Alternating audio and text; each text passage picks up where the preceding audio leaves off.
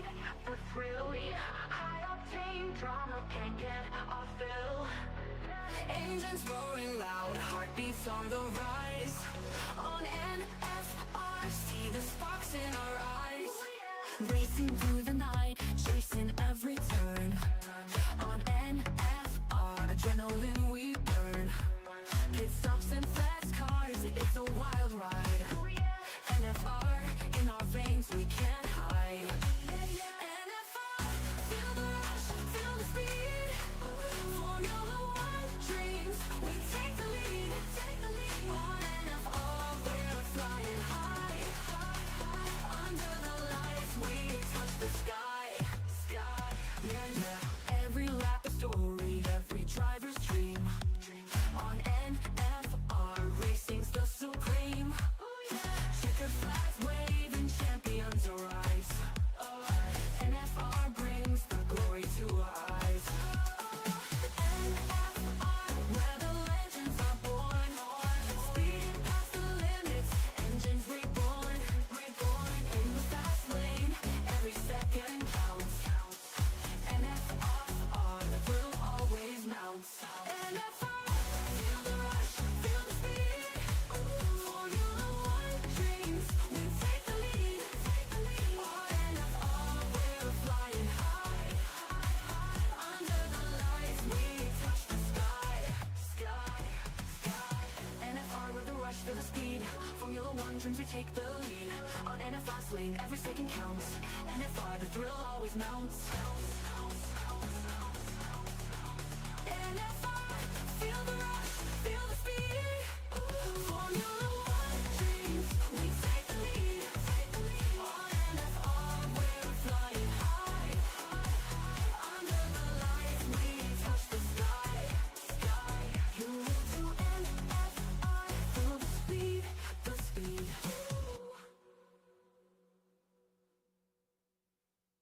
You move to NFR.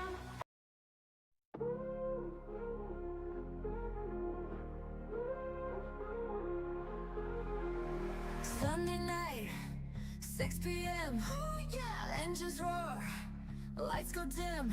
Yeah. Drama's high, hearts are race. Ooh. Feel the heat, feel the pace. Oh yeah. Speed and thrill, never slow. Zoom. Champions rise, they all know. In the night, we come alive. SKR, we will drive. SKR at 6. Feel the rush, feel the kicks.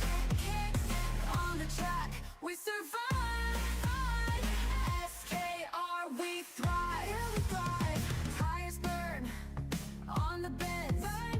Rivals clash, no amends. Oh no, cheering crowd, feel the sound.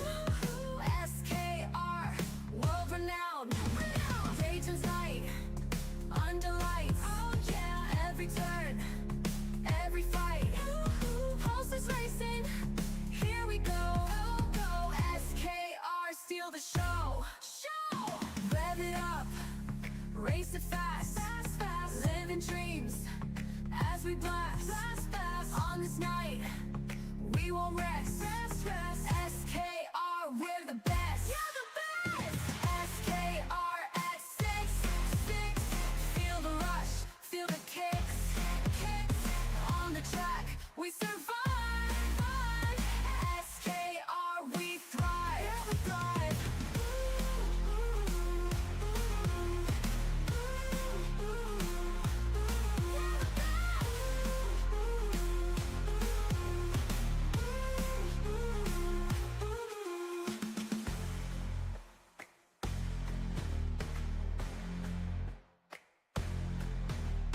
SKR at 6.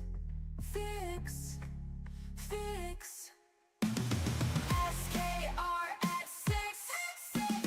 Feel the rush, feel the kicks. On the track, we survive. SKR, we thrive. Yeah, the best. Tires burn on the bends. Rivals clash, no amends. Oh no, cheering crowd, feel the sound. Woo-hoo. SKR, world renowned. Renowned! They're the best!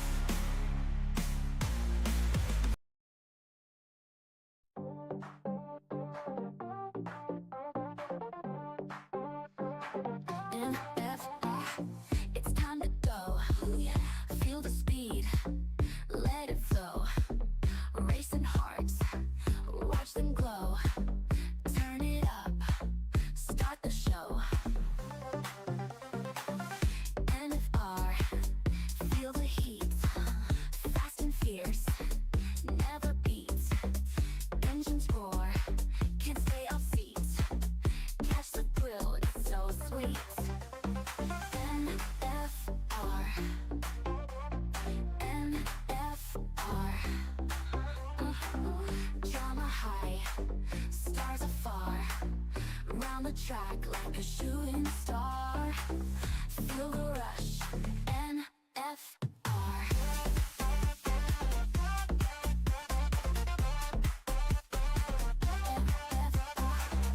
Lap by lap, watch them spin. Go, victory's close. Who will win?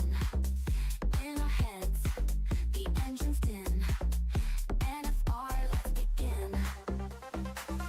NFR, lights are green. Zooming fast, slick machine. Every twist, every scene. Catch the action on your screen. NFR, NFR, yeah. Drama high, stars afar. Round the track like a shooting star. Feel the rush, NFR.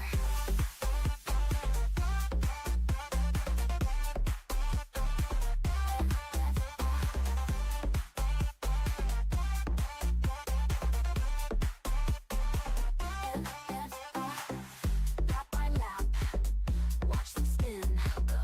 Victory's close. Who will win? In our heads, the engine's din. NFR, let's begin.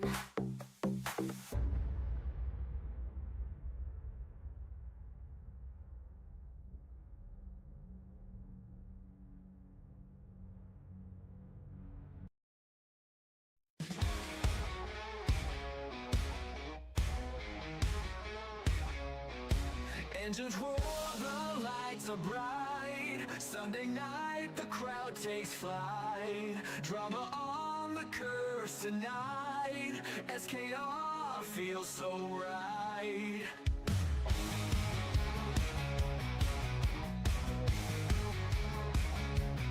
Speed and skill, hold on tight. Every turn, hearts ignite. Racers chase the checkered flag. No one's pulling any lag. Just race, just drive, SKR alive. Push the limits, feel the vibe. Racers give it all they got. Sunday night is burning hot. Oh! Oh! Wheels are spinning, adrenaline high. Twists and turns, we touch the sky. Competition fierce and true. Every point's a breakthrough. Wheel of spirit and under stars. Tension thick, no one's far. Destiny is in the driver's hands. Take the lead, take a stand. Just race, just drive, SKR alive. Push the limits, feel the vibe. Racers give it all they've got. Sunday night is burning hot. Oh!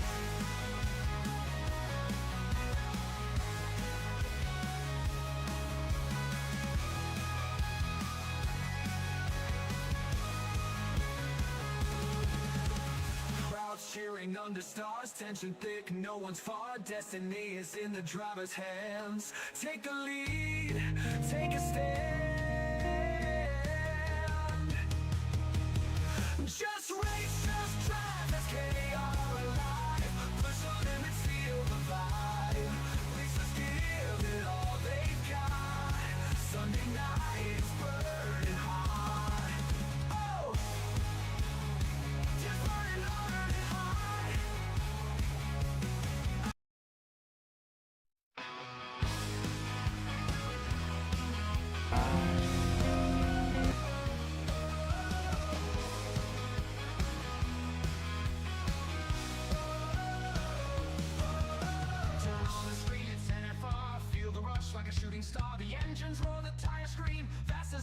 It's the dream, speed and drama every turn on NFR. The rubber burns, feel the thrill of every bend, where the champions transcend.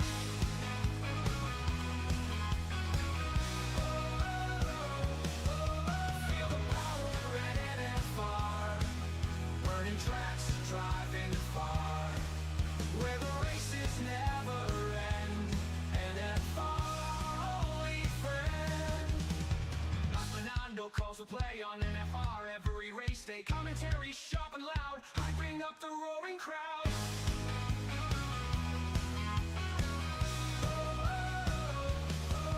Feel the power at NFR, burning tracks, driving far, where the races never end.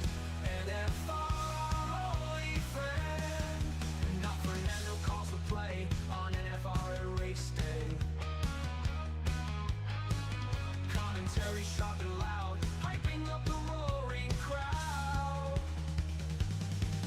Feel the power at NFR, burning tracks, driving far, where the races never end. NFR, only friend. Deaf Queen, the top supporter, see in the crowd where speed is keen. NFR, the place to be. Join the race, watch and see.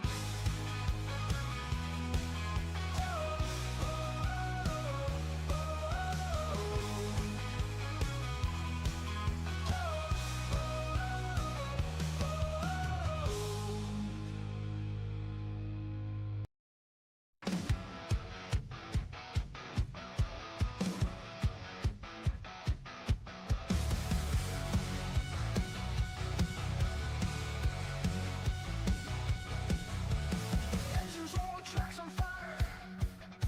Sunday night feels like a wire. Heart beats and grow a tire. Chasing ghosts, burning desire.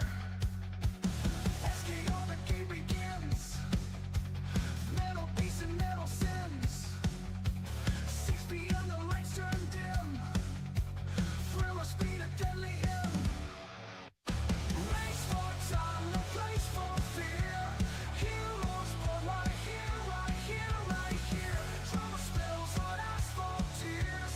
Fast and fierce, they ride like gears. They ride like gears. Champion dreams, twisted fate. Risk it all, I'll seal your fate. Seconds count, the stakes are great. Adrenaline can't hesitate. Night falls deep, the headlights glare. Specters fly without a care. Victory waits if you dare. SKR and midnight.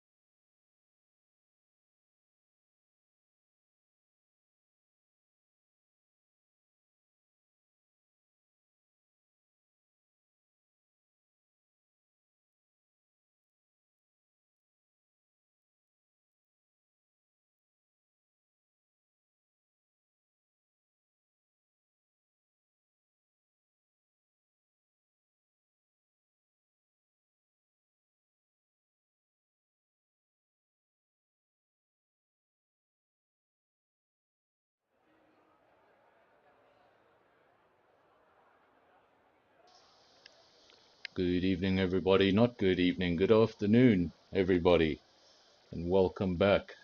Welcome back to NFR at a very unusual time. It's 3 p.m. on a Sunday afternoon, and of course, our race has been changed multiple times because the Brazilian Grand Prix schedule has been changed multiple times. But we're going to get it done. Season 9, Round 8 here in Brazil. The weather conditions do look a lot more pleasant than they do in real life, so don't think the drivers have too much to worry about in the ways of rain. Of course, this weather has nothing to do with the weather we'll see in the race, so come time when they get to the grid, things could change. Forgot that this was a sprint round. So of course, how the sprint rounds work, remember, a reverse grid order that is set by the championship order in reverse. Driver with the least points goes to the front, driver with the most points supposedly goes to the rear. Obviously that will set the grid. Then we have a short sprint race around Brazil.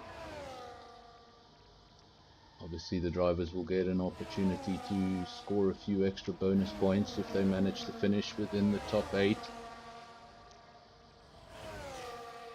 That's the most important part. The second most important part is, of course, this will set the field for your feature race. So if you have a terrible sprint race, you've given yourself a handicap. Immediately going into the feature race means you're going to be starting from the rear of the field. So it is a circuit where overtakes are very, very possible.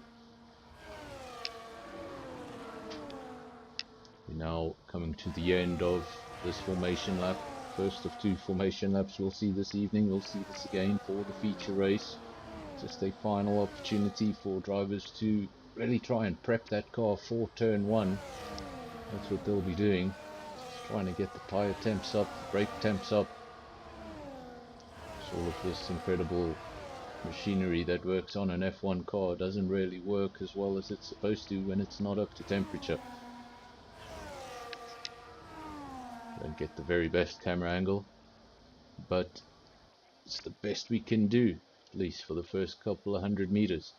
We're going to wait for the 5 red lights. Going to get 5 of them, then we're going to get a pause, then they'll disappear. And when they do, so will the drivers. They'll disappear up that hill and into turn 1. Of course, a very complex turn 1 over here. Of course, turn 1 leads into turn 2 and turn 3. Everything needs to go well from the beginning.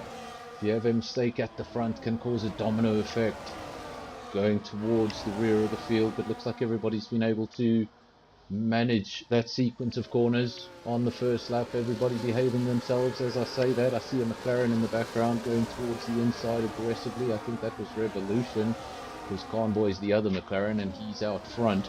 It's currently Smurf from Convoy and RB out front. Of course, if you're watching qualifying not so long ago, an RB qualified in P3. That was Yuki Tsunoda, putting the only 2 Red Bull representatives in the top 10, and they were both RBs. I don't know how Marco is going to feel about that. So Smurf from Convoy. Then we've got Skull for the Williams team in P3. Top Gun in P4, Harsh Cartoon P5, then Pantry Star P6. Second of the Williams in P7. Something to watch out for. There's the one of them. That is Andre. Senna inspired helmet for this Grand Prix, as well as his teammate Skull off the road, also with a Senna inspired helmet for the Brazilian Grand Prix. The driver that lost his life at Tamborello in 1994 was the San Marino Grand Prix, as it was known back then. Lost his life, and all these years later people still speak highly about Ayrton Senna. The mark he made on this sport will last for a very, very long time. Of course, racing at this circuit is called the Brazilian Curse. Just couldn't manage to get a victory at this circuit. Eventually got it done in 1991. What an impressive drive it was, because with a few laps to go, rather 20 laps to go, lost 4th gear, then lost 5th gear. Later on in the race, also lost 1st and 2nd gear. I think all he had left was 6th and 4th, and he had to basically bring this car home, almost stalling it out of the slow corners. managed to bring the car home for a victory, and I believe it was his only victory here at Interlagos. Revolution has now left the session. Hopefully he can get back in his car. Maybe just having some internet issues on his side. Of course, welcome to everybody who's joined the stream. Good to have you all here on a Sunday afternoon. Of course, timing a little bit different. We're used to the 6 o'clock race. This will be a little different. Maybe everybody's not quite finished up with their Sunday lunches. So the spectators are going to be a little less. I can assure you no one out on track is thinking about their Sunday lunch. Thinking about getting to the front of the race, leading the race, winning the race. Remember, winning the race is going to give you 8 points, but more importantly, it's going to give you pole position for the big one, for the feature race, the one that comes after this. This is just a 12-lap sprint. There's no need for pit stops. Pretty plain and simple. You want to keep the front wing clean. You don't want anything broken. You don't want to make any unnecessary visits to the pits. It's all about start to finish in a sprint race. In the feature race, things get a little bit more complicated. Strategy comes into play. What tyre you're going to start on, what tyre you're going to finish on, all those questions come up into the air. In a sprint race, it's really about getting to the end as quickly as you can and making up the most positions as you can in the process. Convoy out front by 1.7 seconds. He's forming quite a comfortable gap. Then we've got Smurf in P2, and there's nothing comfortable about P2.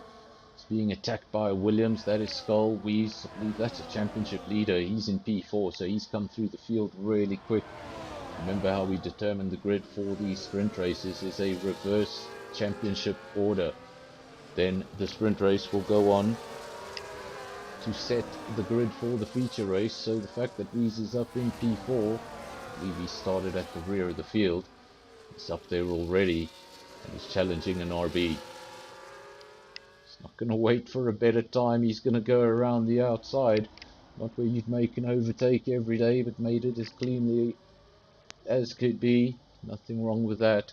Good driving by both drivers. Of course, if one makes a lunge, the other still needs to allow the space in order for a move like that to exist. If one of those drivers resists, things could end badly. So Smurf loses that top 3 position. Weeze up into the top 3. The RB pushed down 1 position. P4 a little further back. Top Gun from the top performing Red Bull. Or is that the only Red Bull? I believe that is the only Red Bull in the field. Of course, just these 16 drivers. Not a full lobby this afternoon. Spikes the lead Ferrari. He's in P6. Then Pantry Star. There we go. There is 2 Red Bulls. It's Top Gun and Pantry Star. Pantry Star P7. Then Andre in P8. Harshgar 2, 9. And then Mr. Rem in P10. Remember, only the top 8 get points in the sprint race, unlike the feature race where the top 10 get points, just the top 8. And there we see something flying. I don't know if that was carbon fiber or if that was some polystyrene from one of the breaking point markers flashing across our screen, and hopefully that's not damage for anyone in the latter stages of the race. Convoy out front with a comfortable 1.6 second lead. He has broken DRS, which could prove vital for him when he sees the man in P2.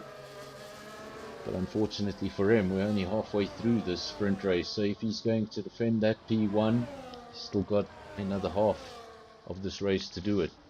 And Weeze seems to be on the move. A little further down in your field, Skull. He's actually made his way up into P3. Number one of the drivers on the grid today with the Senna inspired helmet. Can't get a great view of it from the broadcast cam. There you go, you can definitely see the yellow, you can definitely see the green. Not sure if there's a little bit of blue in there. There should be. That is Skull, currently holding on to the top 3, holding on to the man in P2, in fact, doing a fantastic job. We know how quickly Weeze can drive. Very, very quick driver, and if Skull's able to stay within that DRS, might just tow him towards Convoy, tow him towards the leader. Just got to make sure he stays behind Wheeze, gets towed behind. Might have just secured that P3 if he's able to just get it to the end. Just look at the gap between P3 and 4, Top Gun in P4. And he's got a long queue behind him, a queue of Smurf, Spikes, Pantry Star, Andre. All of those cars just behind him. Then Mr. M, who's in P9 with Harshkotun close behind him. And look at that, briefly, 3 wide. Everybody sorting themselves out before they get into turn 1. Luckily enough, no broken rear wings, so everything going good for now. That's some responsible driving. That's some good driving by all the drivers. That could have ended very, very badly.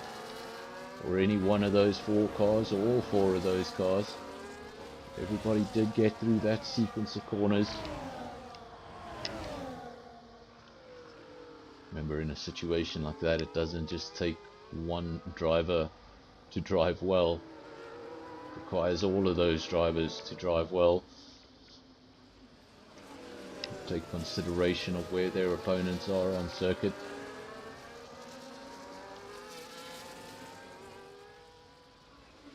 Andre in P8, so he is currently in the points, and he does have a little bit of a lead down to Mr. M, so if he's able to hold on to that, he'll be able to bring the car home in the points. Skull has just made an overtake on Wheeze. You know how quick Wheeze is, so Skull's definitely got a speed advantage here in Brazil, definitely enjoys the circuit Interlagos. Of course, translated from Portuguese, that means the circuit between 2 lakes.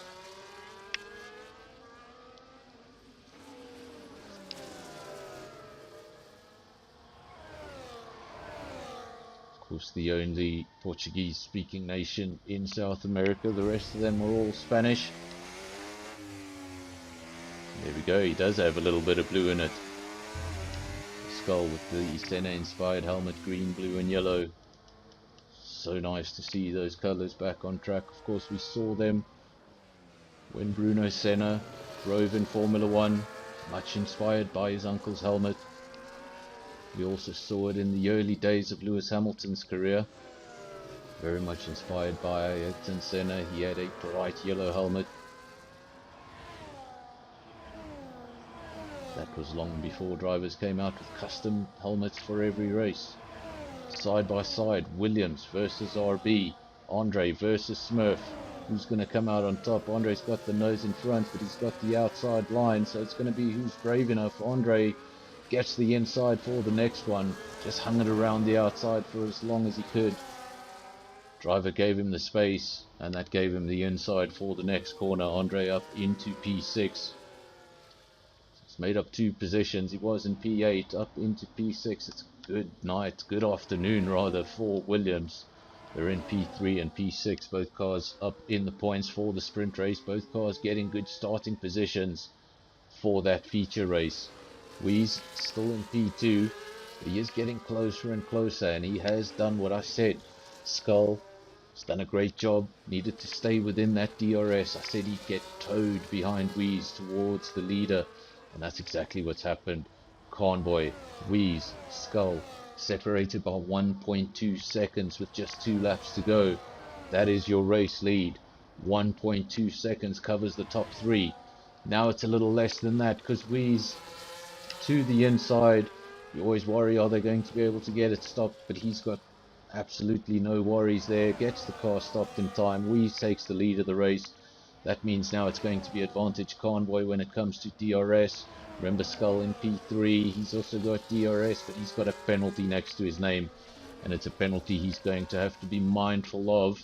It's 3.7 seconds at the moment, that gap, which means if the checkered flag fell right now, he'd hold on to that podium. But of course, very, very crucial that he keeps that gap at 3.7, doesn't want it to drop any lower than that. Of course, that is presuming it's just a 3-second penalty. Let's just confirm that penalty screen for you. And it is just the 3-second penalty. That will come back to bite him.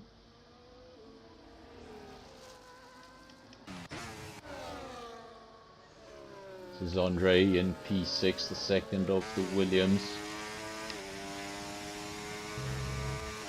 As his teammate, Senna-inspired helmet.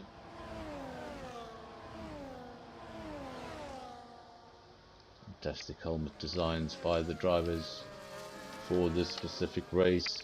Of course, most drivers will use the same helmet for the entirety of the season across many leagues. But there's something special about Brazil, there's something special about Senna.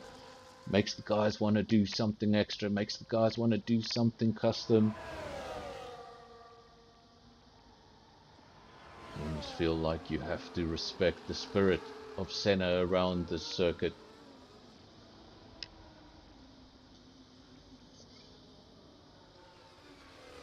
At the front it's Weeze, Convoy and Skull, and those cars are awfully close together. Now this is good for Skull on one hand, it's bad for Skull on the other hand. He's in a battle for the top 3, he could take P2, he could take P1, but he's the only driver in the top 3 with a penalty. So regardless of if he makes an overtake or not, the best position he can finish is in P3, and that gap behind him spikes 3.5 seconds, he's done enough. I was worried that gap would fall below the 3-second mark, but Skull has done enough to hold on to his podium. Andre picks up a position due to a few penalties up the road from him. So the Williams, great job, 3 and 5. Weeze takes the victory at the front by just a 1/10 of a second from Convoy. So things were awfully close. But remember, the real deal is still coming. This was basically a glorified, a little bit more exciting than usual qualifying session. That's what the sprint race does. Determines the grid just as qualifying does, with the small addition of a few bonus points if you're able to finish in the top 8. Of course, that will be your starting field: front row, Weeze and Convoy.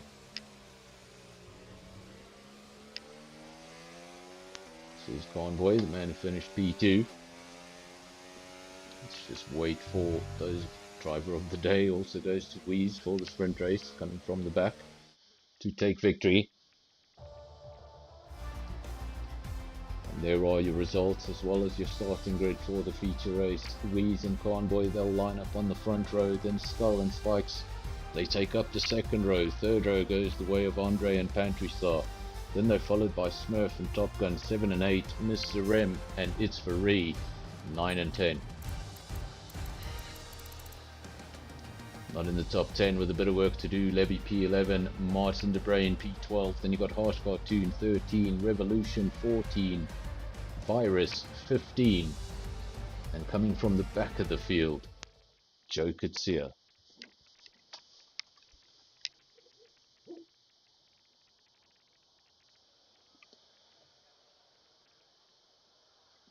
We're back to looking at the empty pit lane. All the drivers, they're to the right hand side of our screen, so unlike in qualifying where you look at the empty pit lane and you wait for the action, you wait for somebody to come out of those garages. On this occasion, ain't nobody going to come out of those garages.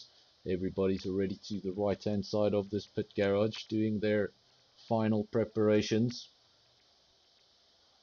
Obviously one of the anti-clockwise circuits on the calendar, much like Kyalami. Kyalami was initially a clockwise circuit, and then once it was updated, it took up a anti-clockwise configuration.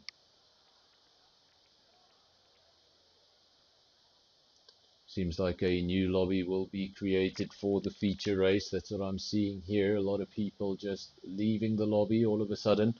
So we're going to have to wait for the new lobby to be created. It's time we leave that one.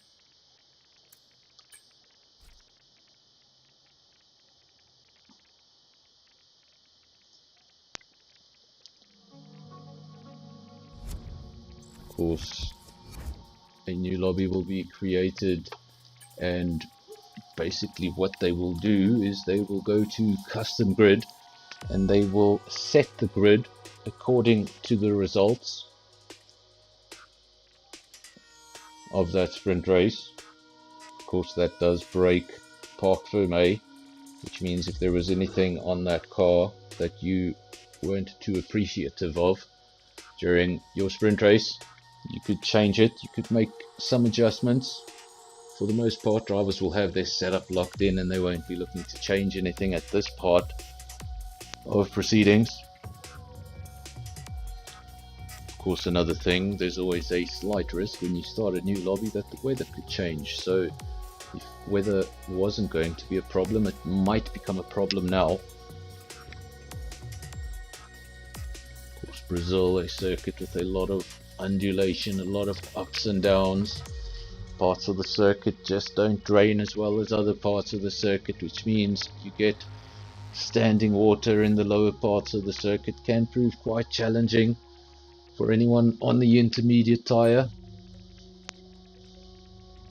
Of course, all of that would only come into play if we did get a wet race. Of course, we don't know, nobody has mentioned anything like that in the comment section, so I think if anybody did see wet weather they would have mentioned it by now. So I do expect a dry race, but don't say anything until we see that pit lane.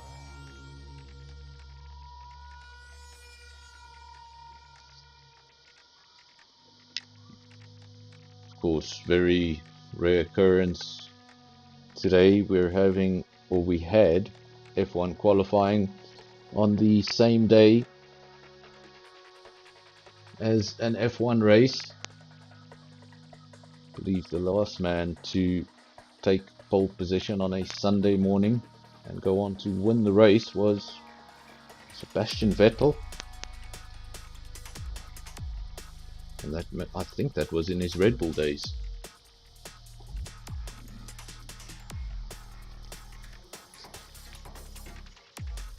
Of course, if you've just joined us and you're wondering what's going on and why you're looking at the thumbnail, we've had our sprint race.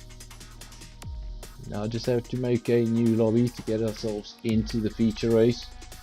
A custom grid will be selected and it will be chosen according to the results of the sprint race we've just had.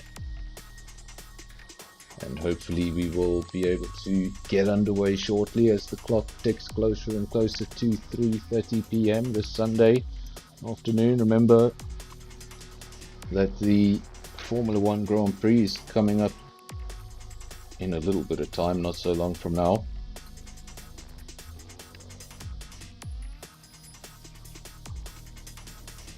I think that F1 is at 5:30 if I'm not mistaken, so coming up in just over 2 hours time. Of course, we also don't know the status of that Grand Prix. We might have a situation where that Grand Prix doesn't get finished the normal way. Might have a repeat of that George Russell podium we saw in Belgium, that very odd race we saw in Belgium a few years ago. You could have a situation like that if you have the Brazilian race just getting going, getting stopped. Of course, things could lighten up and we could have a decent race, or we could just not have a race at all.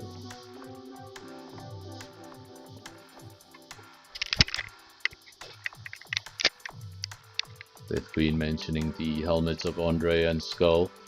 Did bring them up on stream, did show them on stream. Of course, both of them sporting Ayrton Senna inspired colors on their helmet to celebrate the special occasion of visiting Interlagos.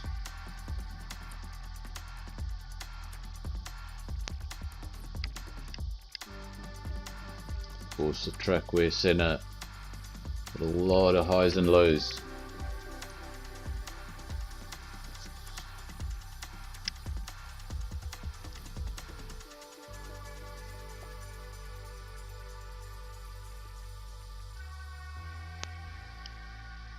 If you're looking at the thumbnail waiting for the race to start, there's a little message there on the right hand side. It says obrigado por fazer-me apaixonar por Fórmula 1. In case you're wondering what that means, it means thank you so much for making me fall in love with Formula 1. Ayrton Senna was the first driver that really got me to sit down and watch an entire F1 race. My dad would speak so highly of him, but eventually I needed to sit down and see what F1 was all about. It's been part of my life ever since.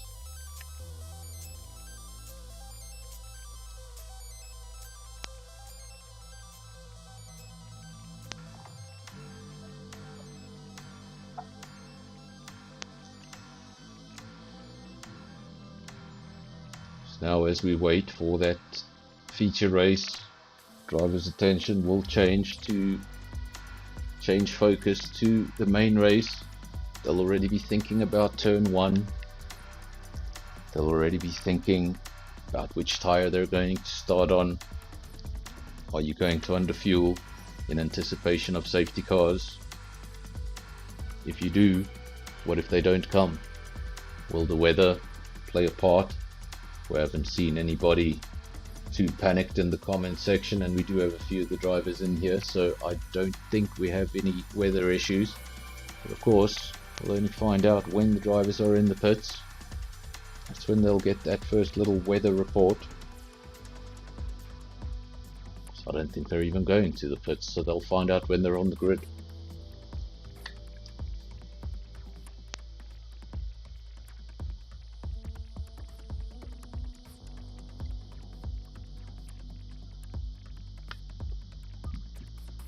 Still waiting for everybody to get in here.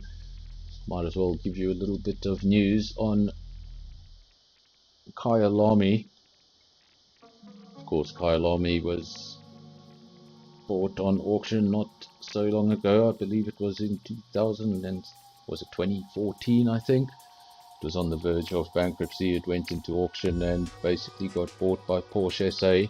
And at the time they decided to rebuild the circuit up to FIA Grade 2 standards. They agreed that they would one day upgrade to Grade 1 status if they ever had an F1 deal done. Well, on Friday morning, Gauteng Tourism opened up some funds and told Kaya Lamy to get on with the work.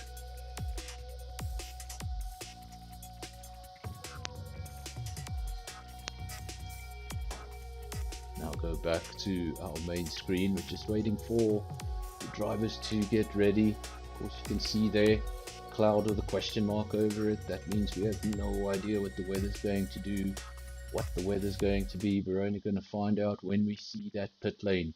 The drivers are only going to find out when they're sitting on that grid.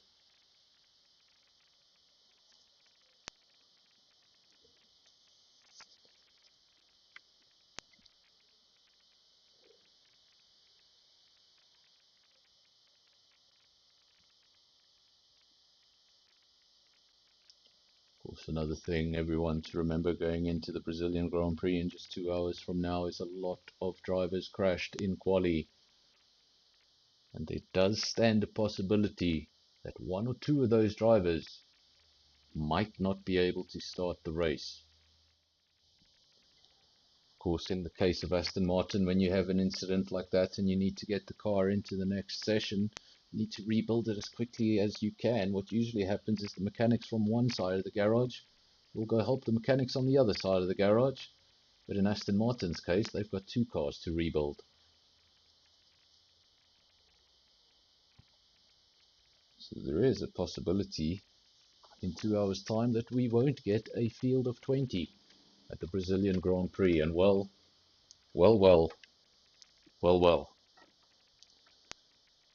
We have gotten the realistic weather that is currently happening in Sao Paulo as we speak. The rain is falling. And what do you do next? Of course, the drivers are going to have a much better idea of what's going on than we are. From a spectator's point of view, all we can see is that the rain is falling. How long will the rain fall? We don't know. Will it get lighter? Will it get worse? We don't know. And of course, this could be a race that ends in the dry. It could be a race that ends in much worse conditions than this. So it's going to be an interesting race. Of course, we've also seen races in the past that start like this, go dry, and then end like this again, meaning you have to do multiple stops, multiple compounds. Strategy really comes into play, and rolling the dice at that very right moment could really work out for you. We saw it in qualifying for Formula One not so long ago. Rain is a great equalizer. You're going to have some drivers on the grid that are incredibly quick, but in rain, they do start to show one or two weaknesses. Wheeze with a little bit of information in the comment section as we get the dual green lights to start off the formation lap. The information I was about to convey to all of you. Wheeze in the comment section saying rain throughout. So we are going to have a rain impacted race, not only a rain impacted race, I think the entire duration of the race is going to be rain impacted. So the drivers might have yet changed those setups. Of course, there are a few things you can set up a little differently in the rain, and look at that, Wheeze going off circuit. Wheeze running wide, it's just showing lack of grip. Drivers looking for grip on the circuit. So difficult when you haven't had any wet laps in qualifying. You come into a situation, well, we didn't have qualifying, but you know what I mean. You didn't have any wet laps in the prior session in the sprint race, so now you have to come into this pretty blind. First couple of laps, you're going to be testing, you're going to be looking for the grip, you're also going to be testing the limits. Drivers will get braver and braver with each lap that passes. What of these raindrops? Will they lighten up? Will they get worse? Or will they stay consistent? So last time round we got the dual green lights, not this time round. This time round we're going to get the 5 red lights. They'll go on one by one. We'll get all 5 of them. We'll get a pause. And then they'll go out. Of course, we've already had the one sprint race, so all the drivers have been through this once already, about 30 minutes ago. Now they're going to get their second opportunity. If you didn't have a good sprint race, if you didn't have a good start in that sprint race, now is the time to redeem yourself.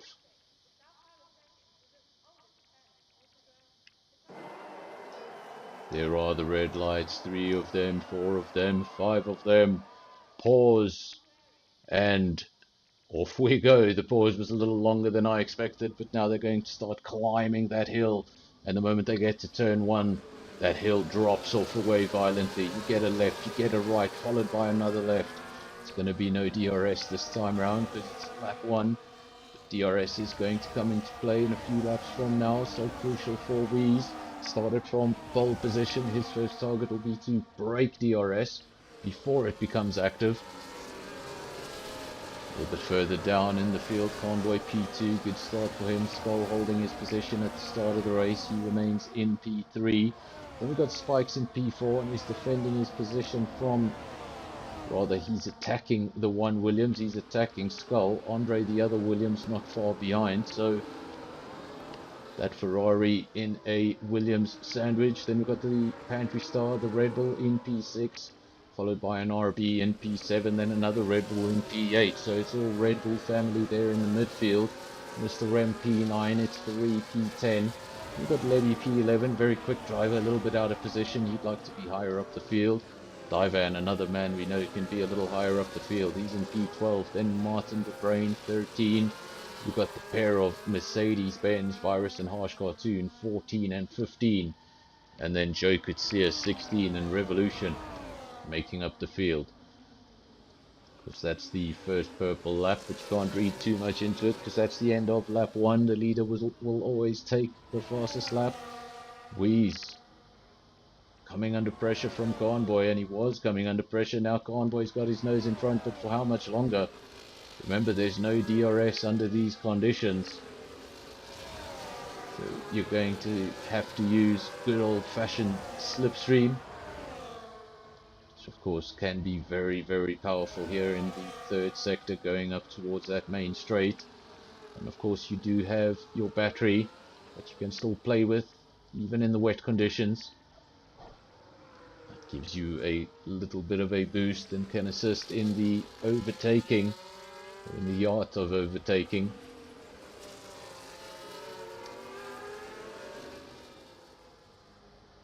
You see the rain was falling, but a lot of those drivers did choose to go out on a slick tyre. You see a mixture of compounds. Wee's the leader on a medium, Convoy P2 on a set of softs. And Convoy into the pits on that set of softs. What does he know? What does he know that we don't know? Is there damage to that car, or is he just decided that the softs are not the right way to go? Lots of drivers at the front on that slick tyre, and has he been the first one to pounce?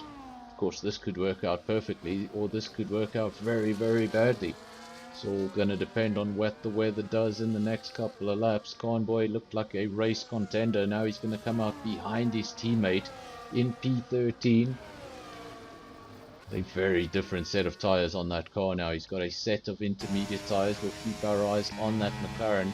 The gap between him and Revolution up the road, that's his teammate. The gap was 2 seconds.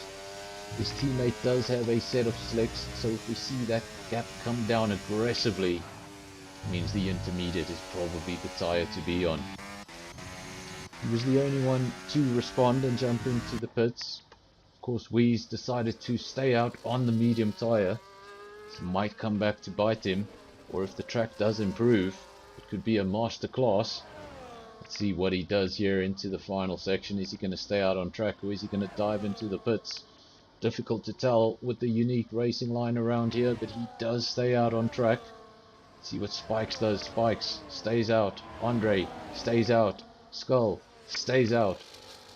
No changes in the top 4. No changes in the top 5. In fact, it looks like Convoy was really the only one in the top 10 with that idea.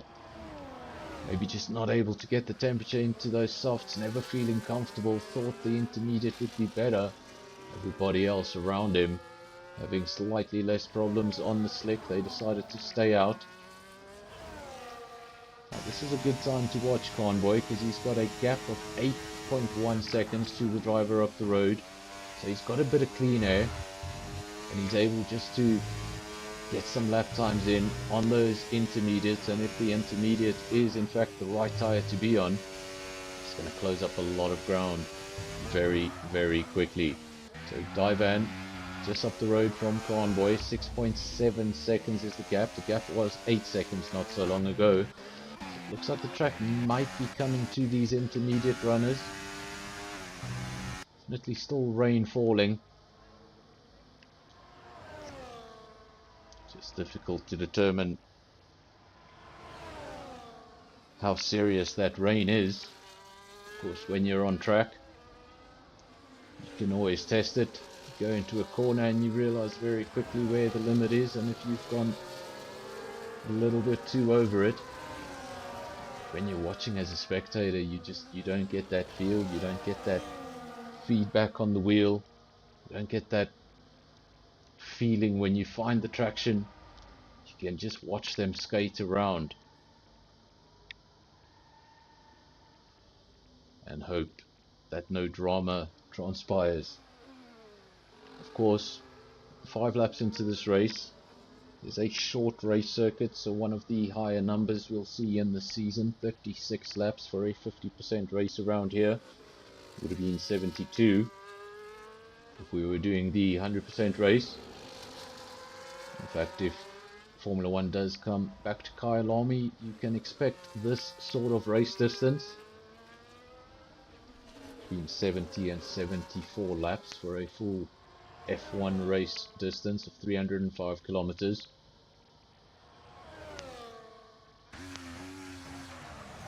That's the similarities between the two circuits.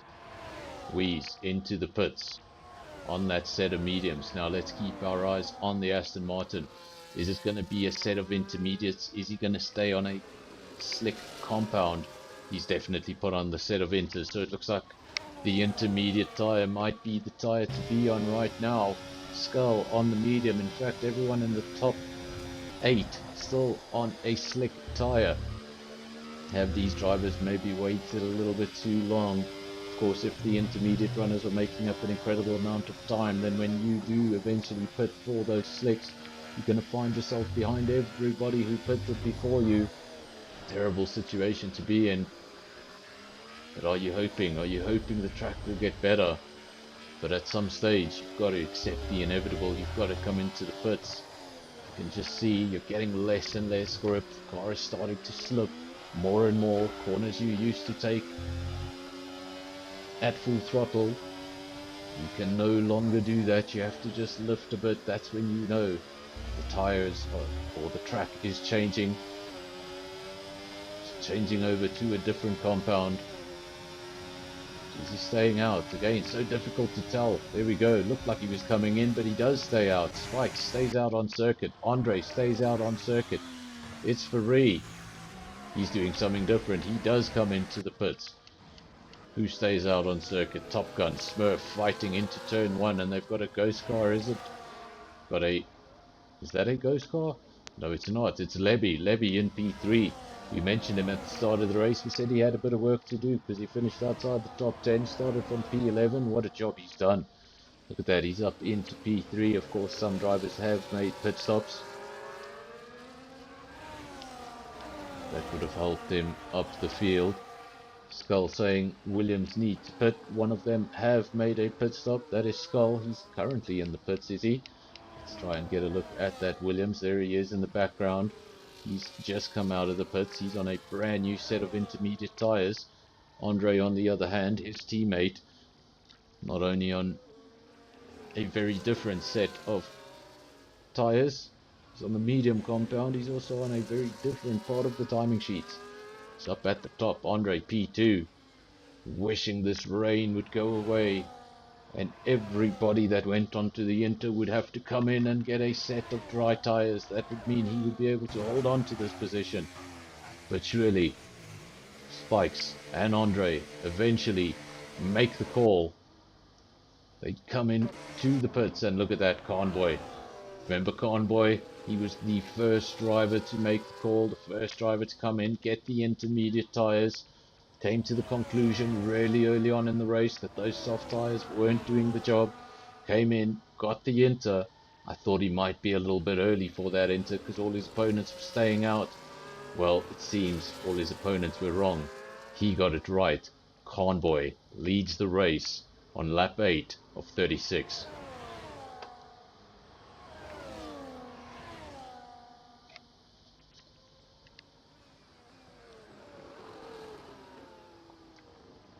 Levy, he's having a good race. He's in P2, but you can just see that Salva getting a bit of a slide. Things are going to become quite difficult for him. The entire field has pretty much come in and put on the intermediate, with the exception of 4 cars. Levy on a set of mediums, Mr. Rem on a set of mediums, and you can see Weeze fly past. Weeze flying past. He's got all the grip in the world on those intermediate tyres. When you compare them to what Levy is using, he's just run out of tools. Surely now into the pits, and yes, he does. Maybe he was hoping for a safety car, something that could just help him a little. Hopefully he got that slowed down. I think he did. Levy comes into the pits. He's going to get rid of those medium tyres. Some drivers have stayed out on the slick. Mr. Rem stays out on the medium tyre. Smurf stays out on the hard tyre. Those 2 drivers have all the faith in the world that rain is going away. It's lap 9 of 36, so we wouldn't even be at the first pit window. Remember, the mandatory stop does go away if the rain stays throughout. If you were able to make a set of intermediate tyres last that amount of time, well, no compulsory pit stop.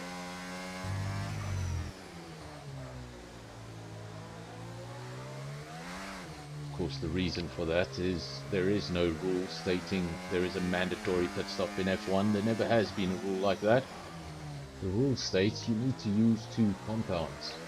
So in a situation like this, where only the intermediate is suitable, well, you no longer need to use two compounds because there is only one.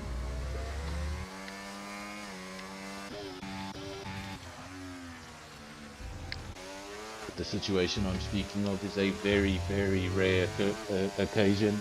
Not something you're going to see every day. Somebody trying to do an entire race distance on a single set of tires. It takes some very, very special tire management to be able to hold on to that. Everybody's going to have so much better grip than you at the end. Convoy still out front, Weeze still P2. These two still very close together, 0.2 of a second cover these two after 10 laps in the wet.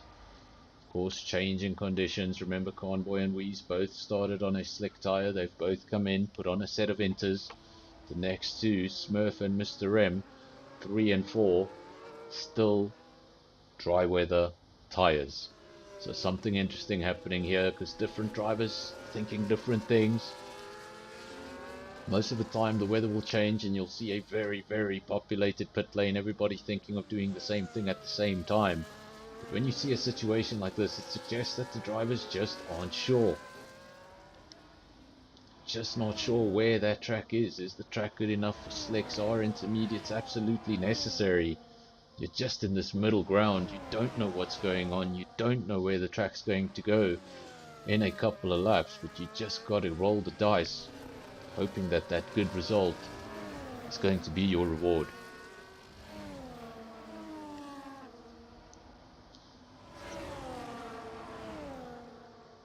Of course, up front it's Weeze and Convoy, those two still dominating the top two positions. Smurf in P3, he's the only driver now to stay out on the slick tyre, rather the dry weather tyre. We do have a caution.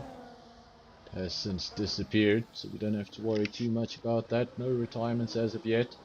17 runners in the field. Fantastic turnout for a race that is out of time schedule. Of course, SKR running at 6 PM on Sunday evenings this week. Special broadcast brought to you at 3 PM due to F1 messing with our schedule. How dare you, F1?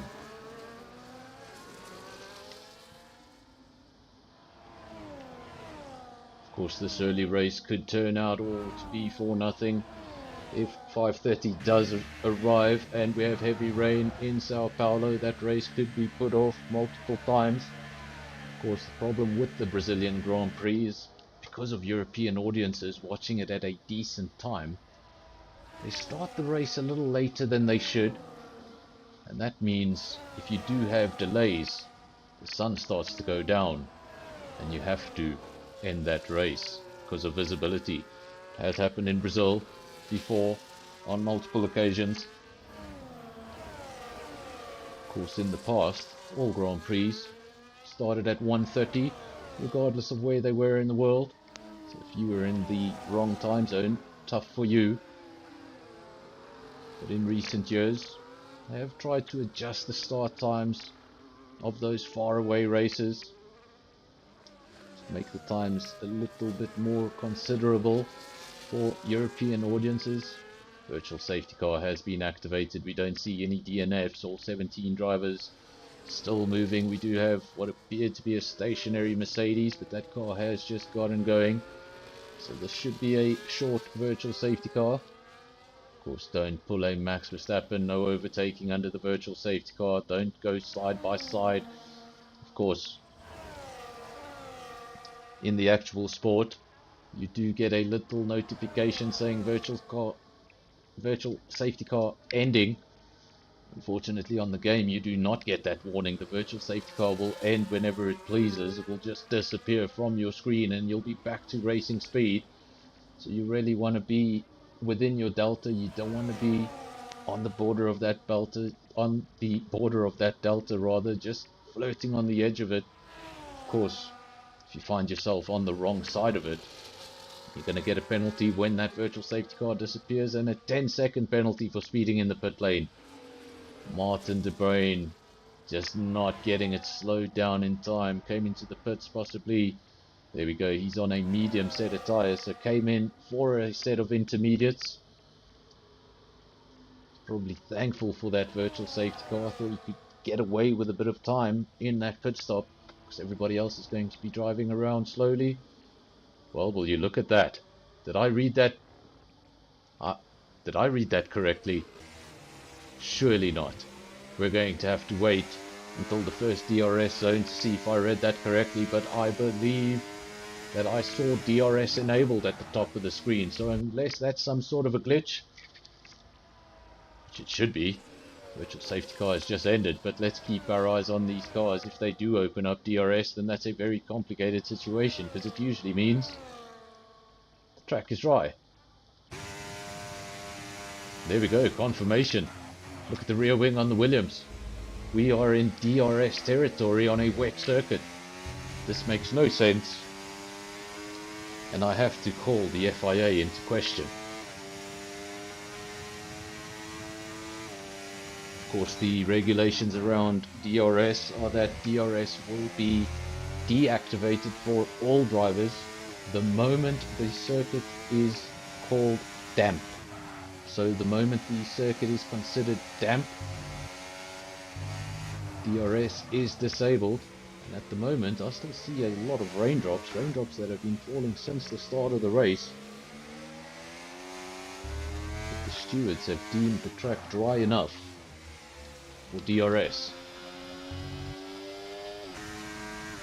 Which that does bring a slight different element to the race. It means overtaking is going to be a little bit easier, a little bit more possible. You're going to see more overtaking than you'd usually see in conditions like this. But of course, using your DRS on a wet circuit is always a bit of a risk. For everyone who's joined us for the stream, thank you so much for joining us. Of course, stream's slightly out of time sync with usual. It's good to see so much of the core audience showing up regardless of the time. At the front, it's all about Wheeze. Then it spikes in P2 with a very, very big gap between the two of them, 11.7 seconds. Seems to me like in these early stages that Wheeze is a very well rehearsed wet weather driver, because he's having an absolute blast in these conditions. 11.5 seconds out front. Of course, the man from Brazil, the rain master himself, he's emulating some of that wet weather driving.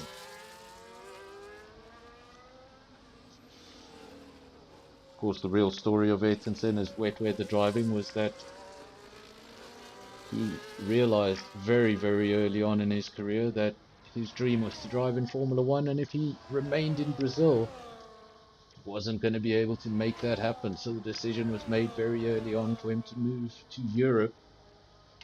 When he arrived in Europe, he found himself getting a lot of wet weather in his karting championships. And with that wet weather came the realization that he was a very, very bad wet weather driver. In fact, it was his biggest issue in the championship. So every time it was wet, he just wouldn't be able to get a good result.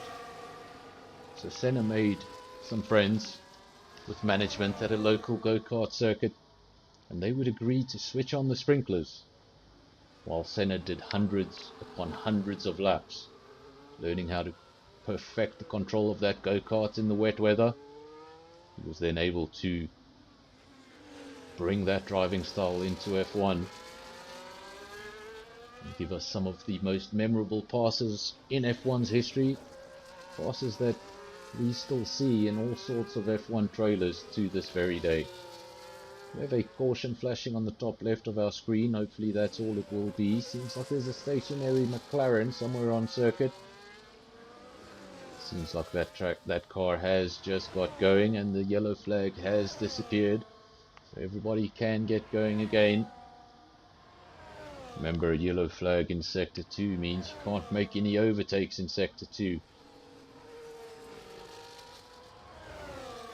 Yellow flags can lead to penalties. Just forget where you are on the race circuit.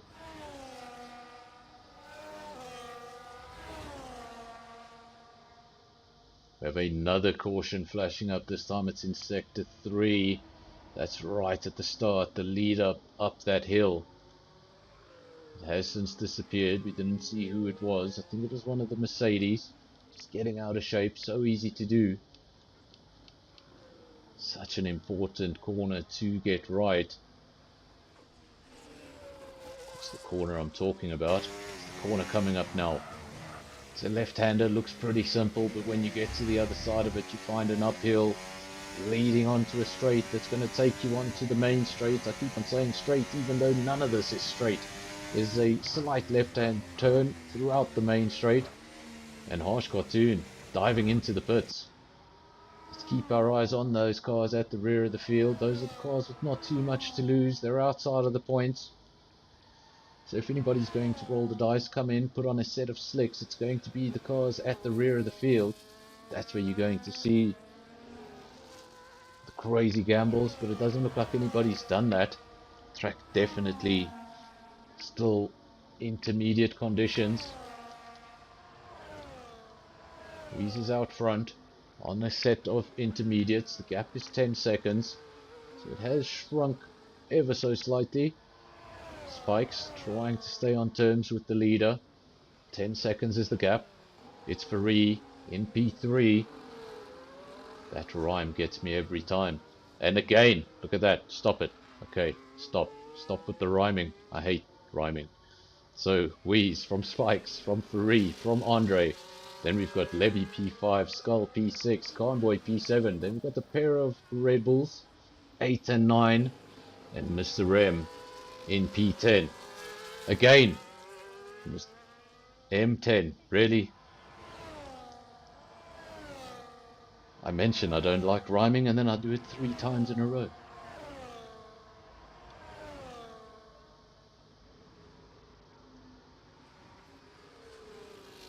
So it's Wheeze leading the way, Spikes P2, it's Faree taking up the final spot on the podium. So I just got to use my words correctly. Don't say P3 when it's that specific driver. Just say it's Faree currently taking up the final step on the podium.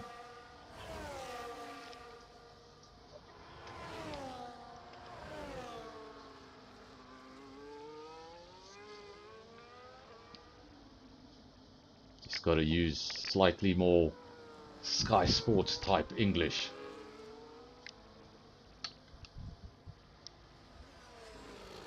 Still raindrops falling, still everyone on the circuit in agreement. The intermediate tyre is the best tyre to be on. We do have one driver. Didn't notice that. This must have just happened. There we go. He's coming out of the pits at the moment. It's Martin de Bruin. He's currently in P12. And he's a driver to watch. Why? Because he's the only driver on a soft compound. If this is the right choice, you're going to see him catching the cars ahead of him very, very quickly. When he does come out of the pits and get up to speed, let's take note of that gap. That'll be the gap between Martin de Bruin and Smurf, and it's a massive, massive gap. It's 44 seconds. So he's got all the clean air he could ever hope for. So if those medium tyres are indeed the right tyre to be on, he can throw absolutely everything at them for the next 16 laps and go to the end of the race. If everybody else does in fact need to pit for those soft tyres, he should be able to reclaim about 25 seconds on that gap. That should throw him into the top 10 and give him a points paying position. But that's what the roll of the dice is all about. Sometimes it's going to work for you. Sometimes it'll just make your situation worse.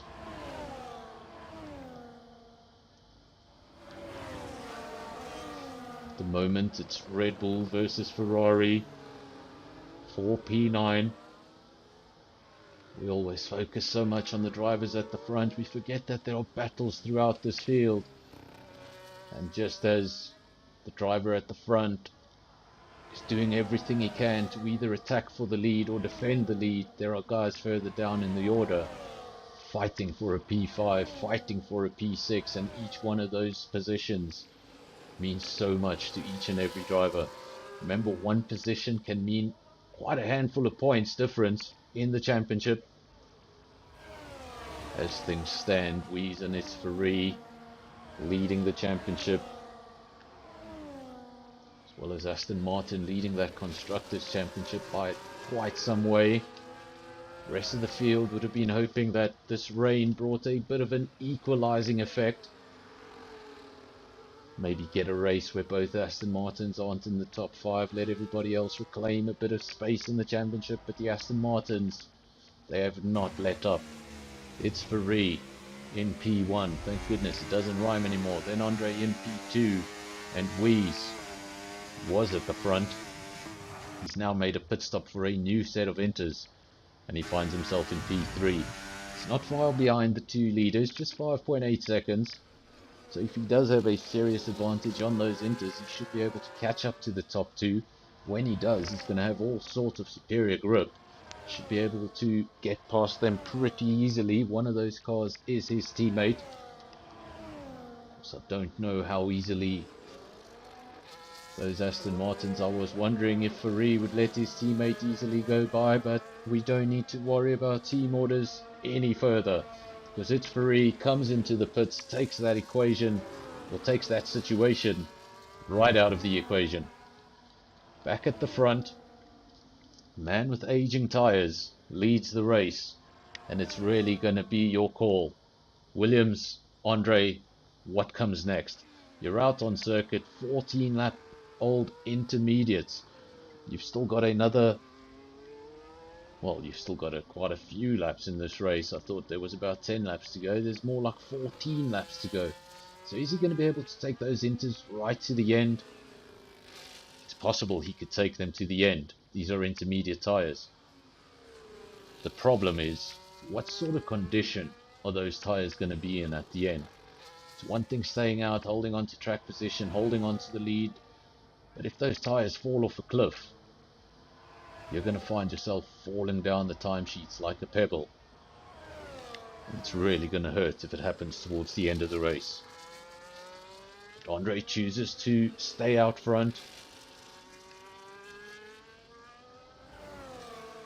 Of course, it was only 3 years ago that the little Senna S, the little Senna logo, was removed from the Williams. They carried that little Senna S on their front nose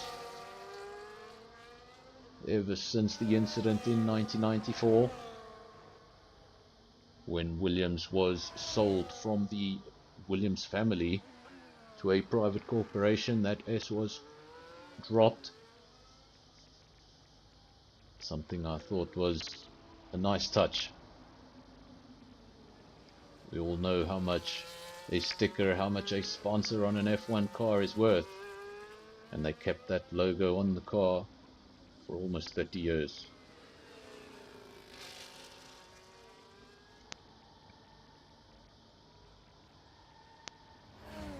Andre out front, then Wies, then Pantry Star, then Spikes. It's Ferrari. Was looking at a race-winning contender not so long ago. He's since come into the pits, put himself down into P5. The one advantage he does have is that each and every single one of the drivers ahead of him have slightly older tyres. So come the end of the race, he might find himself in a situation where he's got the best tyres on track and he's in the top 5. So it's Ferrari. Actually promotes himself up into P4 as a result of a pit stop, I believe, by Pantry Star, one of the two Red Bulls. So it's Ferrari. It's 3.5 seconds away from the top 3. He saw that caution and he would have probably hoped for a safety car briefly. That'll obviously just bring this field together with just over 10 laps to go. Give us really a second sprint race of the afternoon. Of course, remember that the Grand Prix will begin at 5:30 this afternoon, so we're just over an hour away. It's really exciting stuff, I tell you.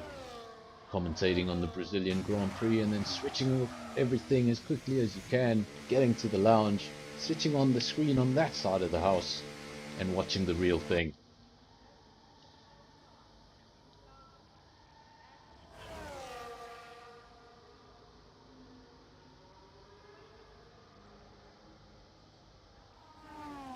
Of course, Brazil having almost 20 times more Portuguese speaking people than Portugal itself.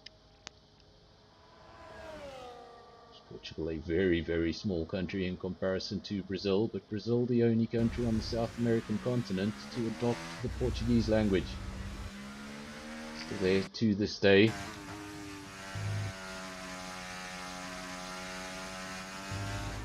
Portuguese and Brazilian can definitely understand each other, but the Brazilian just has a little bit of a twang added into it.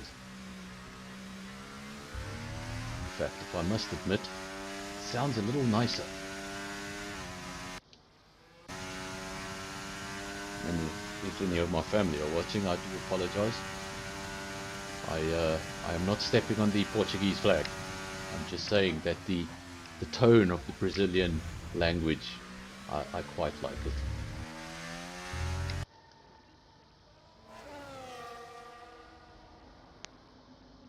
Out front, it's now the two Aston Martins. We spoke about SKR giving up a few positions to go on to the new set of tyres. We did say that he had the newest set of tyres when compared to the drivers ahead of him. Now there's only one more driver ahead of him, and it's his teammate. So it's going to be Aston Martin versus Aston Martin, both of them on the intermediate tyre with just 10 laps to go. It's going to be a sprint shootout between the teammates. The only disadvantage we have, sounds like a great battle to the end. There's a 13-second gap between those two drivers. So I think the only way we're going to have a real race to the checkered flag is if we get a late on safety car. There's been no evidence of anything like that. We've had a few yellow flags. We had the one virtual safety car that came to an end pretty quickly. So no serious incidents. We did see the DNF from Divan. Unfortunately, we didn't see it on camera, so we don't know if that was a big crash.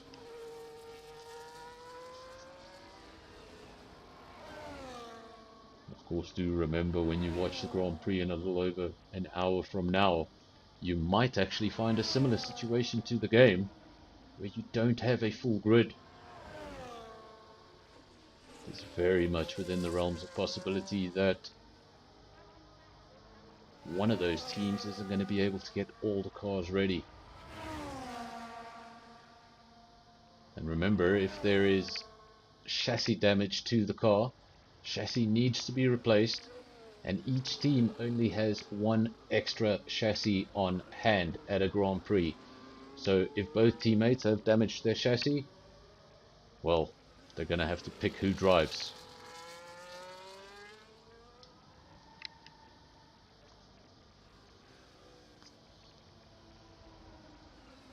Great afternoon for Aston Martin. Doesn't matter if it's 6 p.m. or 3 p.m. They show up whenever they needed to. 27 of 36. It's a 1-2 for the Aston Martin team. Those are their positions in the championship, and that is their position in the constructors. P1. Let's have a look at the Drivers' Championship real quick. There we go. Wee's confirmation leading the championship, 137 points. What a lead he's got so late in the championship. And such an advantage. Then P2 is SKR on 91 points. He'd love to beat his teammate today. It's actually quite crucial for the championship. Then when you've got a pair of teammates leading the championship, of course your team is going to be leading the championship. 228 points to 134. Aston Martin absolutely dominating proceedings this season.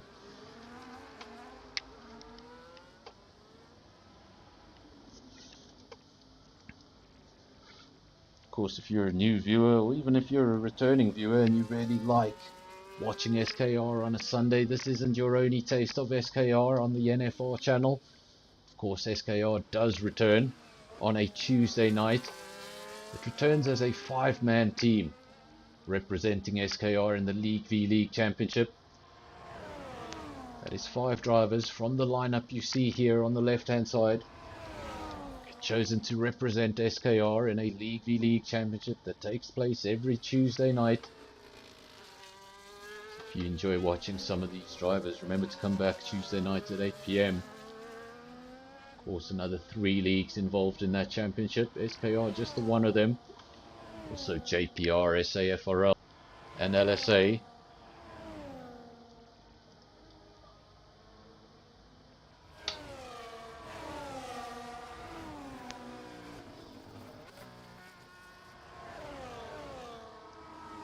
Of course, I have made, or tried rather, to make contact with some individuals, and we might be getting another league on this channel.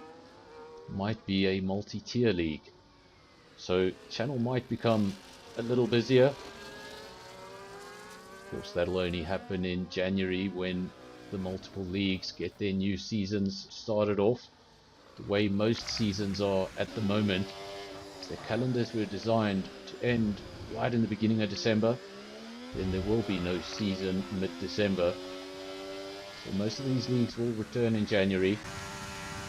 And NFR might return with the addition of a league. Of course, we used to have DRS on a Thursday night. We have since lost that league. And we'd love to get one night extra on our weekly calendar.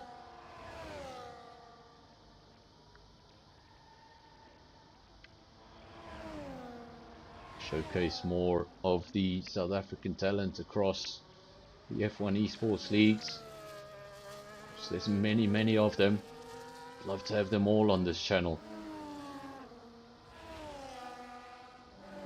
We're getting as many as we can.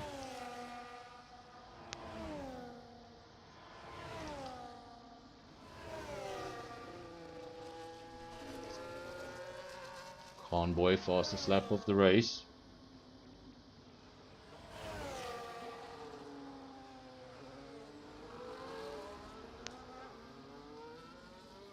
Weeze leads from its Ferrari, still a 1-2 for Aston Martin, but the lead has come down a little bit. We've got a solid caution in Sector 2. Will that lead to anything else? We quickly look towards the track map and everybody is moving. So every time you see a yellow flag this late on in the race, safety car comes straight into your mind. And a safety car at this stage would flip everything on its head. Of course, the championship leaders 1 and 2 ride in those positions. 1 and 2. Levy joins the session, so that means he was not in control of his car for a while. Fortunately for him, that car has maintained P6, so it's not all doom and gloom. We do have the one driver on the medium compound, everybody else on the intermediate. It'll be interesting if that medium is actually working for Smurf. He has not come into the pits. He's decided to hold on to that track position. I think he's got a 20-second gap to Martin. If he were to pit, he'd lose that position. If he's able to hold on to track position, he just needs to make sure that gap doesn't come down any further. Go down the field looking for DRS battles, and we find none. That's right, from P1 down to P16. No DRS battles. Everything very spread apart at the moment. That is what happens in a race with no, and oh my goodness, I almost said it. And is it going to happen? No, it's just going to stay a caution, I believe. No confirmation of a safety car, but a big caution. I almost said a safety car at the end, and then everything went yellow. But that's Levy. He is retired from the race. Caution remains, and it has disappeared. So no safety car to be worried about for now. Of course, many things can still happen. 10-second penalty going the way of Virus. Very late stages. Just not able to get it slowed down into the pits. Take that final gamble, that final bet. I think you can maybe run in, get a set of slicks, maybe do the fastest lap of the race, and then you don't get it slowed down in time. And the 10 seconds are going to destroy anything you attempted to gain. If the track is drying up, it's going to be an interesting scenario for Aston Martin. They're so far ahead. Do they just stay out ahead on those intermediates? Obviously coming in, there is a risk. Spikes could choose not to come in and hold on to track position. You might not have enough time to come back. Pit stop will cost you just over 20 seconds around this track, one of the shorter pit lanes on the calendar. Does have a annoyingly long pit exit.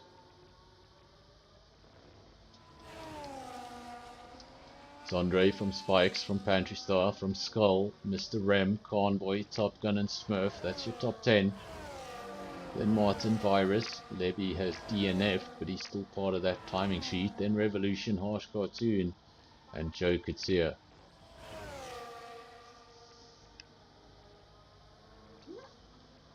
And another, no, I thought it was a retirement. That's just Levy falling down the order.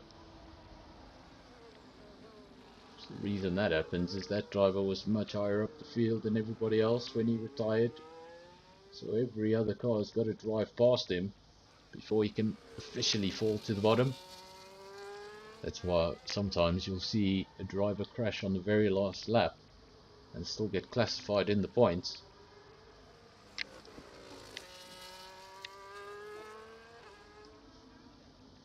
Aston Martin, Aston Martin. And the driver we haven't spoken about too much. What a race he's having. What an afternoon Williams is having. Andre in P3, 5.3 seconds adrift. Remember, Skull was in a podium position for the sprint race. Thought he might just lose that position due to that penalty, but he was able to hold on to it by just over half a second.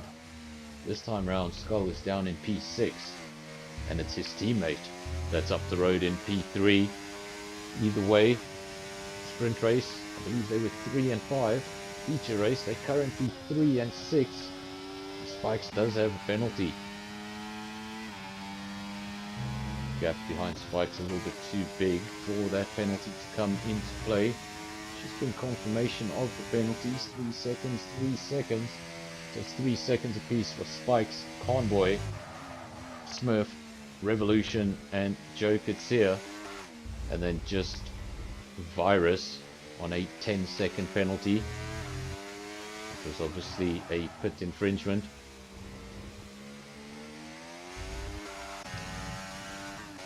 At the front it's still all Aston Martin. And wouldn't that be words that Fernando Alonso would love to hear? At the front, it's all about Aston Martin.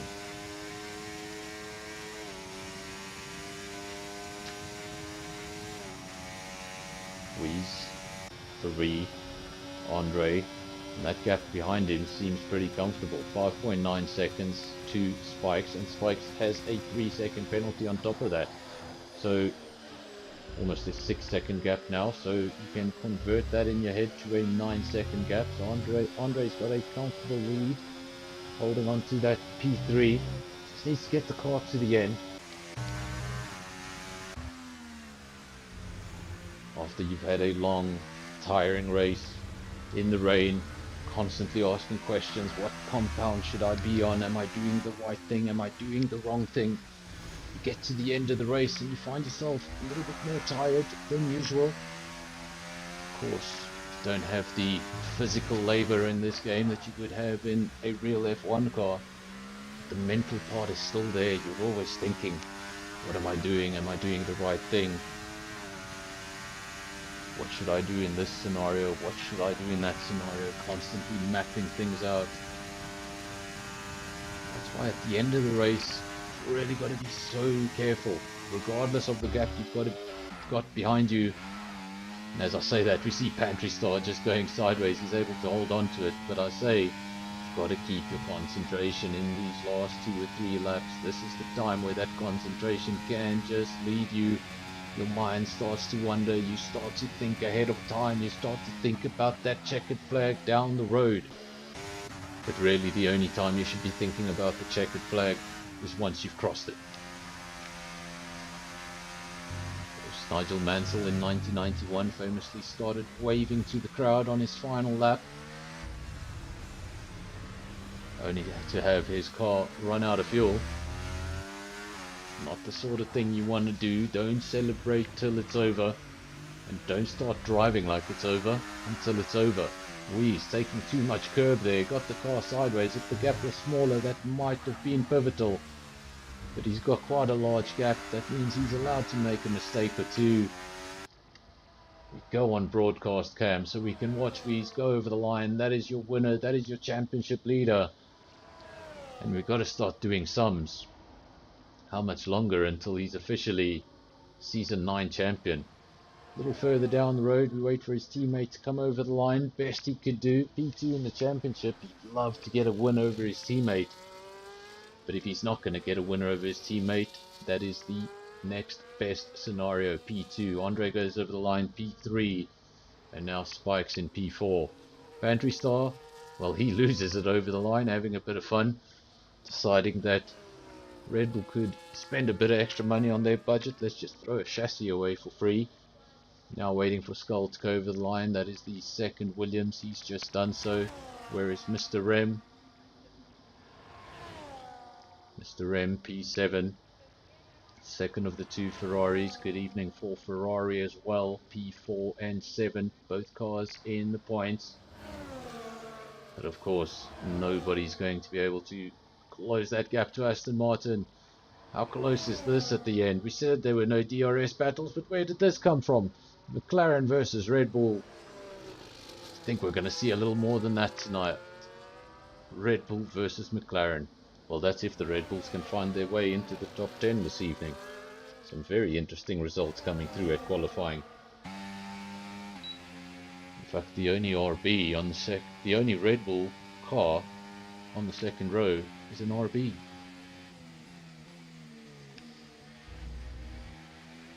SAFRL takes the driver of the day, and now we're just going to wait for those official results.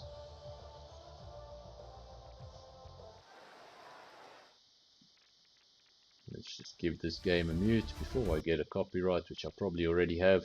So let's just, those are your overall results, so let's not get confused. Where are the official results? There we go, official result. Weeze takes the victory from It's Free. P1 and 2 for the Aston Martins. Couldn't have hoped for a better result. Then It's Free, he finished in then Andre, he finished in P3. Great result for him. His teammate finished in P3 for the sprint race. Then Spikes P4, Pantry Star P5, Skull P6. Again, what a night for Williams. Then Mr. M P7, Top Gun P8, Conboy P9, and Smurf takes the final point. No points on the night. Martin de Bruin just outside the top 10 in P11, then Virus P12, Harsh Cartoon 13, Revolution 14, Joe Kutsia 15, and then the two DNFs in the column, Lebby and Divan.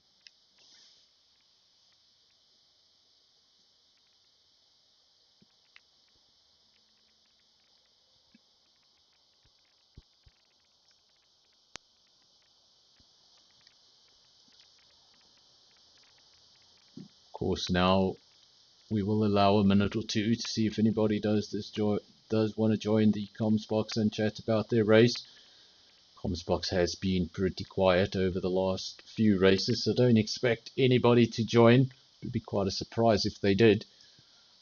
So as you can see, my PlayStation's already off. I'm getting ready for the Brazilian Grand Prix all over again, and it's going to happen in just over an hour from now. It is now 4:30.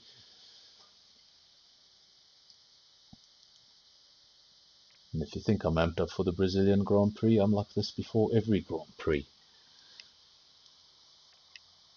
So of course we're just going to give it a second to see if anybody does want to jump on the Discord. And then we're going to have a slightly quicker ending to the stream than usual, because I think everybody wants to get in front of their TVs. So let's unmute the Discord. I'm in the comms box. Let's bring Andre into the comms box. If anybody else does join, we'll bring them in. At the moment, it's just Andre. Just gonna have a look, make sure he's not muted and everyone can hear him. I believe everyone should be able to hear him. There we go. Andre, you can start off with the sprint race and then tell us about the feature race. Of course, the weather came into play. Was it supposed to be a dry feature race and then the lobby changed that? I'm supposing the lobby changed that. Yeah, basically we set it to what do you call it? Dynamic. Random weather. Yeah, dynamic weather, and then we saw that it's drying the race afterwards after the sprint, and then we decided to put the race on dynamic weather as well. Just for an extra surprise and all that. But yeah, it was challenging. It was exciting and enjoyable, actually. And obviously, it's a little different when when you do the drive and then you're going to jump off here and watch the actual thing. But yeah, it was an impressive race. We just had the 2 DNFs and the 1 virtual safety car, if I'm not mistaken. And I don't think we had any virtual safety cars in the sprint race. So everyone behaved themselves really well. We didn't have issues into turn 1. So I think it was a good performance overall. Season 9, round 8. Good night for Williams. What do you think? Yeah, we needed that. It's been a while since we scored good points this season, so I'm happy with the result. And the skull in P6 as well. It's great. Obviously, very good result for Williams, getting both cars in the points on both attempts of scoring this evening. So let me just have a look at the Discord, see if anybody else has joined. Sometimes you get one guy in here and another guy is inspired to join. When there's no one in here, they get all shy. So there is no one in the cool down room. But obviously, an hour to go before almost said the Mexican, the Brazilian Grand Prix. We've just had a good taste of the Brazilian Grand Prix. We had a sprint race, we had a feature race, and we had a feature race in the wet. Is that a sign of what's to come? Andre, what do you think's going to happen? Are we even going to get a race in an hour's time? I hope so. I'm looking forward to it. The grid is mixed up. So yeah, it's going to be exciting. I think it's going to be a good one. And really, the biggest problem with F1 at the moment is the way they're designed. They're not designed for the wet. And that's why you can't even use that wet weather tire. Just the amount of spray makes it impossible to. It does, yeah. You can't effectively have a race and call it safe if the drivers don't know where they're driving. So That's true. hopefully, if there is rain, it's not too serious. It's intermediate conditions, and we actually get a race this evening. Or we might get a Belgium like a few years ago, and an RB wins the race. That could be interesting. So I would be surprisingly happy for Sonoda if he scores good points tonight. I think that would be I think it would be a good Red Bull snub. I think it would be a good Red Bull snub if he got a podium on the day that they couldn't get a Red Bull on the podium. So that could be nice. The only car in the Red Bull family on the podium happens to be an RB, and Lawson didn't look too bad either. So keep our eyes on them. And there was also an Alpine up there, if I'm not mistaken. I think Ocon's on the second row. So yeah, Ocon's showing great pace as well. Yeah. So it's looking encouraging. Don't know why Alpine have only come right after announcing that they're dropping the Renault engine, but yeah, they will only have the Renault engine next year, and then I believe in 2026 they're switching to Mercedes. So yeah, it's not going to be much of a Renault team anymore. But Andre, we still have a few viewers in here, so I want to thank Andre for joining us. Thanks for the entertainment. Thanks for the good driving. And I'm going to end this stream a little earlier than usual because there's a race coming up. So thank you to everybody who has joined, everybody who left a like, and if we have any new subscribers, thank you very much to you. I'm going to end the stream off. We will be back tomorrow night with SAFRL, and on Tuesday we'll be back with another taste of SKR when they take part in the League v League Championship. Until then, thank you everybody, and cheers. And there we go.